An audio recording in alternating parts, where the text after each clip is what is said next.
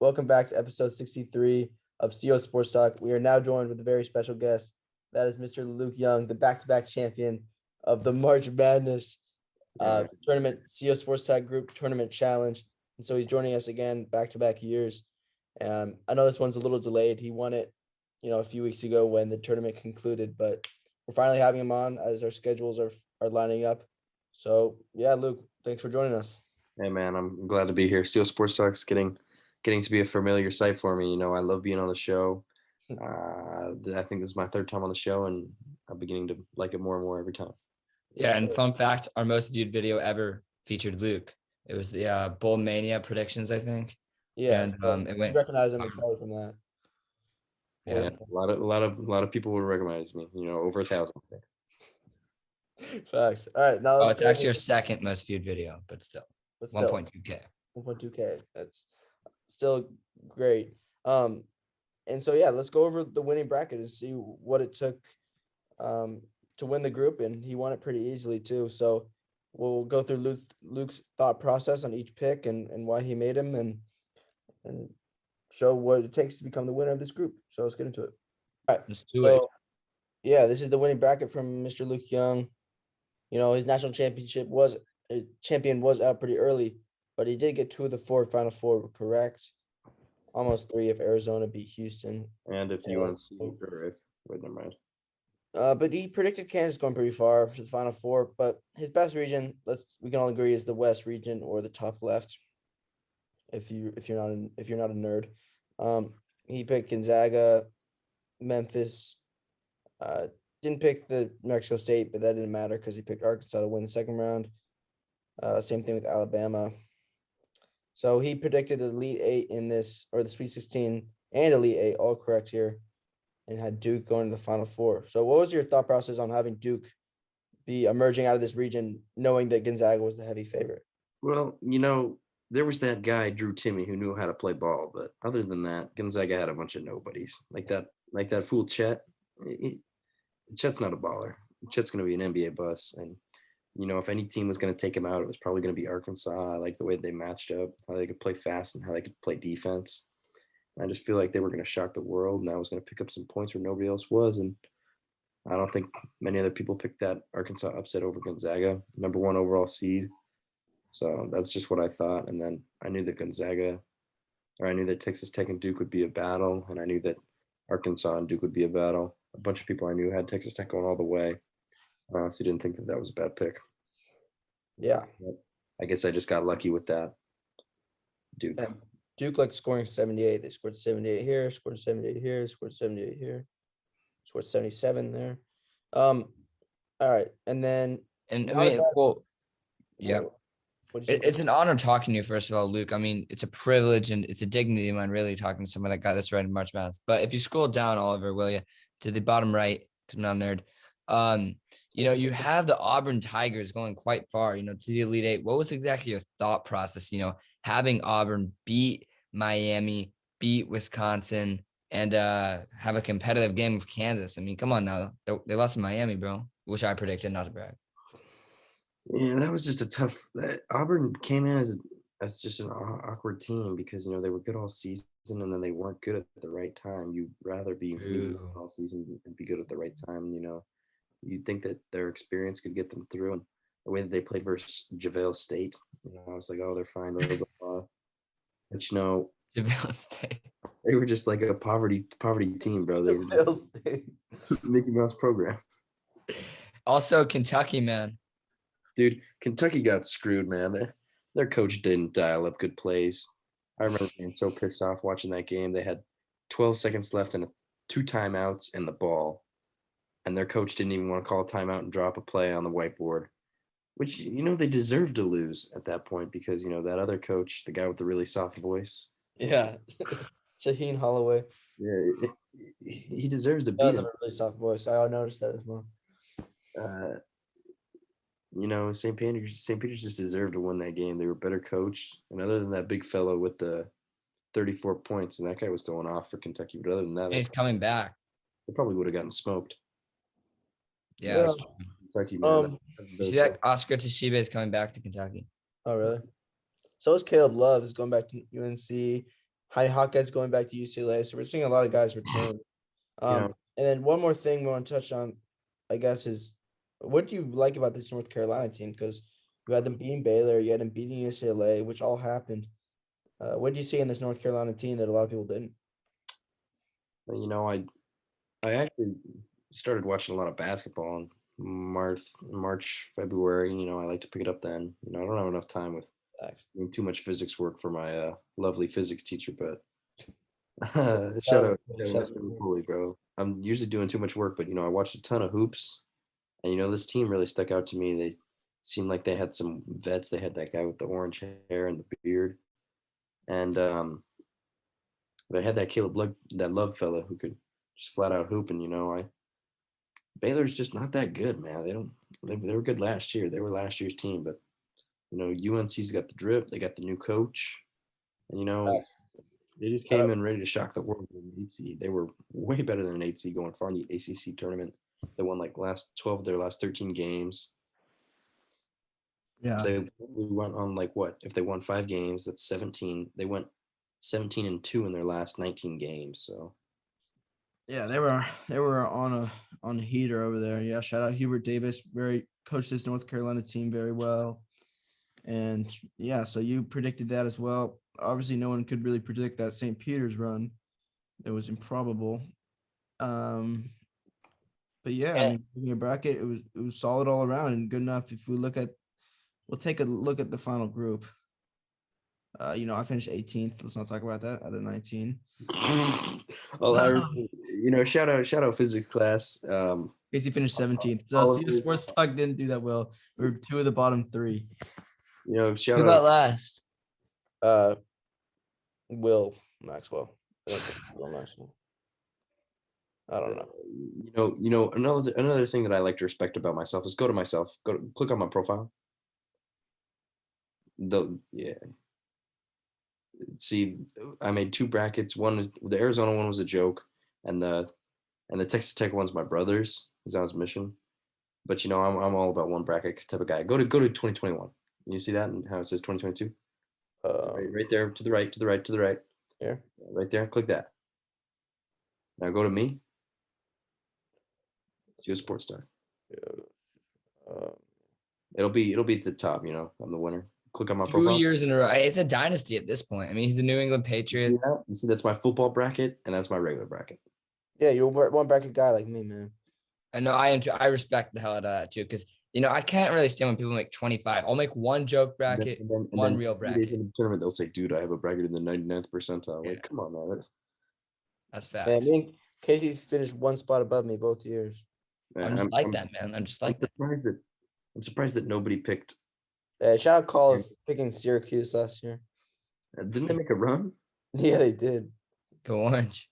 All right, but shout out to your brother who's on his mission. You know, how do you send you those picks? You like send you the paper We pick? were just on a call and I said, "Who's gonna win, Gonzaga or whatever?" I would That's just pretty good. ask him, he'd be like, "Who's good?" I'm like, "Man, this team's aight."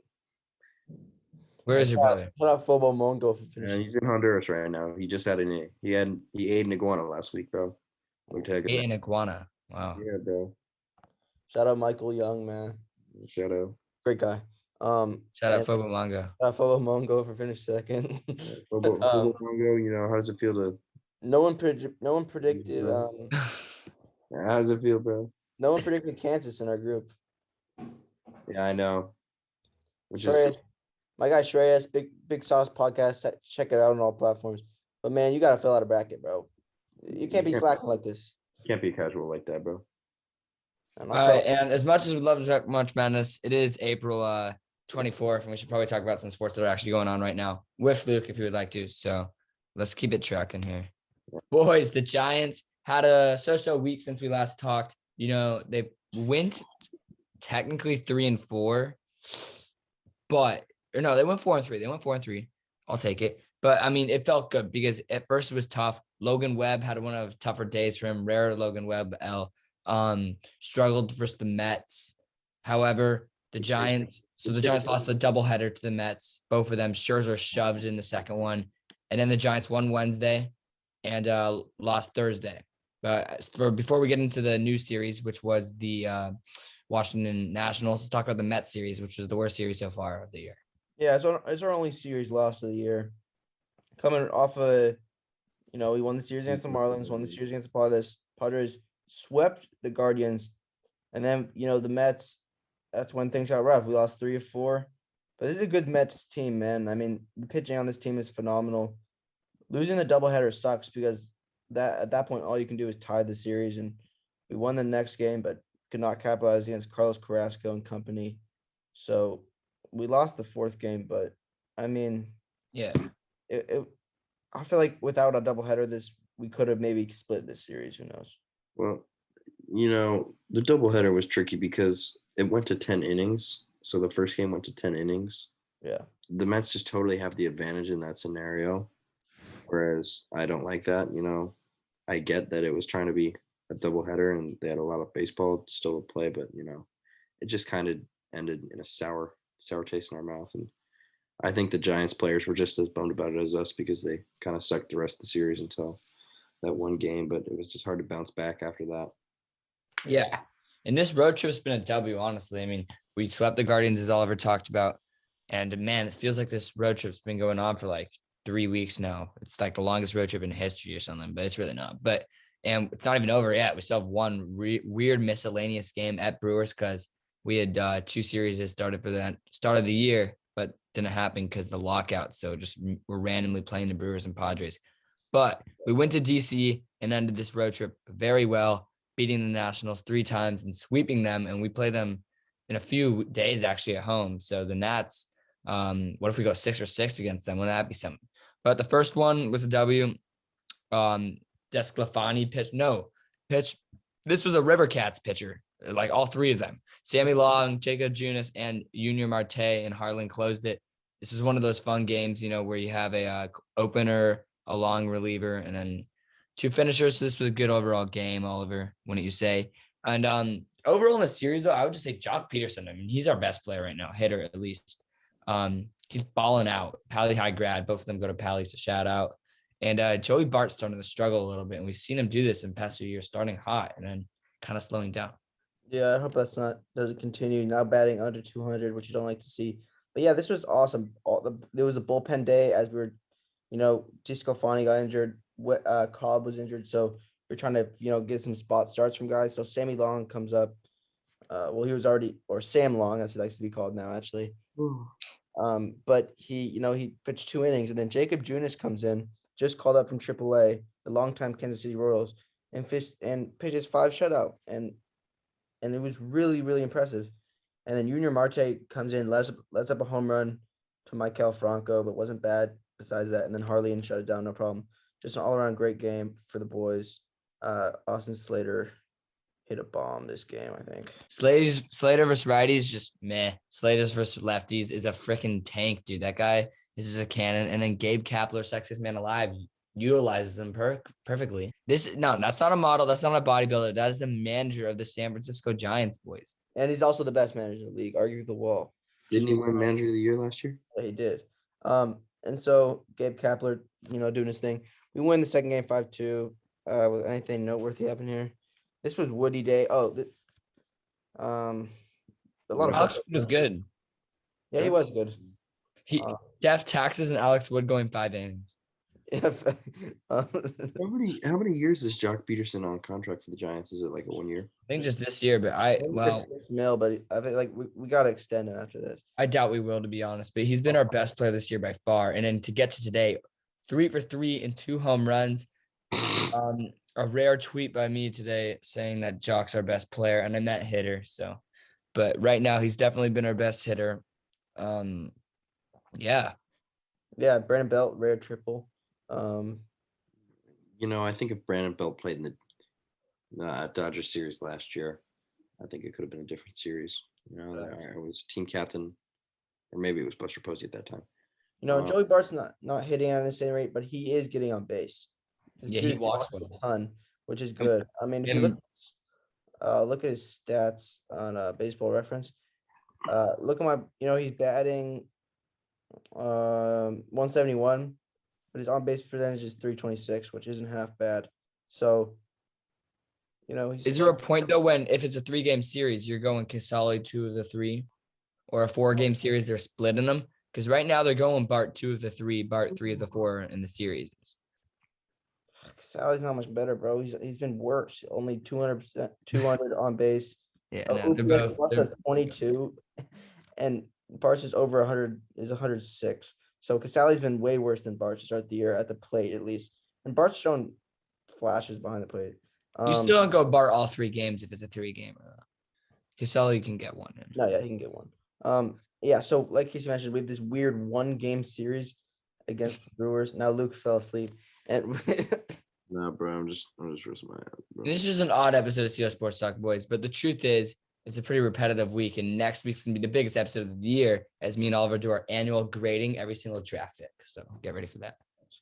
Ooh. oh yeah, we didn't do a full mock draft, which kind of sucks because the You draft. know, I'm telling you, bro. Giants are half a game behind, bro. Yeah, was but I mean, it- we have the best division in baseball. It's not close. It Look was at that, dude. Yeah. 4 teams with 10 wins. Try to find that somewhere else. Try. I'll dare you. He'll dare you. He'll simply dare you. And some transactions for the Giants is Jason Bosler's now on the team. Luis Gonzalez, a lefty, got called up because Duggar's hurt, so good for him. And he And got 4 RBIs today. Luke Williams went down, unfortunately. But yeah, and then a lot of injuries in the pitching staff. But yeah, number 50 on the Dodgers, bro. Greatest player in the league right now. Mookie. Mookie Betts. Giants need him. Byron Buxton's better, bro. and I went to the A's game today. Let's talk about the Oakland A's for a little bit because Poverty my friend. grandpa and dad are diehard Oakland A's fans, and they're just going through a lot right now. It's very sad. On Wednesday, the Oakland A's set the record for the lowest attended MLB game in history since 1970. They had about 2,000 people according to the attendance, but the concession guy told us today it was really 400, and they were just counting. The game was scheduled for Wednesday night. However, they had to move it till 3 at last minute, and it was 400 people there, I think. It was bad today. Today was a Sunday day game, first Sunday game of the year. And I would say it was probably about 3,000 people. Lower deck was probably 25% full. Second deck, 5% full, and 1% full on the third day. It's really sad. It's happening with the A's. The team, they sell the entire team. They raise the ticket prices. I don't know what's going on, but I feel bad for those players. At least they still have Tony Kemp and Steven Piscotty, and feel bad for the diehard fans. They need to stop watering the grass, man. I don't think they have enough money to pay the utilities at this rate. No, but the thing is, the owner is super rich, but he just doesn't care about baseball. He just cares about his own pockets. Hey, man, thanks for having me on the show. I appreciate it. I'll see y'all next year for the March Madness champion. Oh, so he's calling his shot. He's going to win it next year. And at this rate, I don't blame him. All right. Thanks for coming on, Luke. Hey, man. See you old boys later, bro. All right. So here we have the NBA playoff bracket. Thus far, 4 games have been played in each series besides the Brooklyn series, which will resume tomorrow. Yeah, game 4. So yeah, it's been eventful, especially in the West. We have 3 series tied 2-2, including the 1-8 and 2-7 series. As New Orleans evened it up today, Minnesota evened it up yesterday, and Denver escaped elimination and avoided the sweep, winning game 4 in Denver today. And then Dallas, Utah will play tomorrow, but that game that is tied 2-2. And the East is way less even than the West. I mean, Miami looks really good. Atlanta does not. Philadelphia was about to sweep Toronto, but couldn't get the job done. Same with the Warriors. And then Chicago has got blown out twice in a row. They might have lost Caruso to concussion. So yeah, not looking good. I think Milwaukee wins 7-5. And then Boston, surprisingly, up 3-0 on KD and Kyrie's Nets, who both do not look too good 3 games into the series. So do you think Boston pulls off the sweep? Yeah, boys, I'm going to give you all a take on kind of all these series so far. So I do think Boston is not going to win game 4, similar to the Warriors. I think they're going to have a gentleman's sweep. They're going to win in 5, which is considered a womp. So good for them. But yeah, man, they've been amazing so far. And shout out Jaylen Brown, who was the podal on Thursday. I got it. That is barely, but yeah, even though it's me and Oliver were talking, it's pretty fitting that he was the Podol the day I had to do it. Yeah. Yeah, true. Because your favorite player. And Chicago, Milwaukee, Oliver. Do you think this will be a gentleman sweep? You Yeah, know, it's easily especially because going back to Milwaukee now. yeah, they kind of needed a win today in game 4. Yeah, because Chicago lost both at home.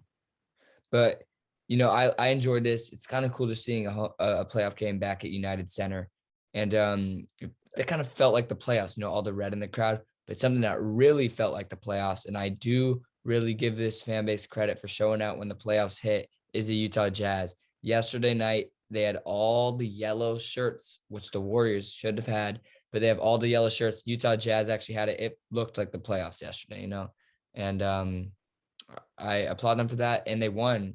Rudy Gobert got a big dunk / kind of layup at the end there, and they beat the Doncic Dallas Mavericks. So it's 2-2 going game 5. That's a good series. And then the Timberwolves forced a game 6 at the least with a big win yesterday.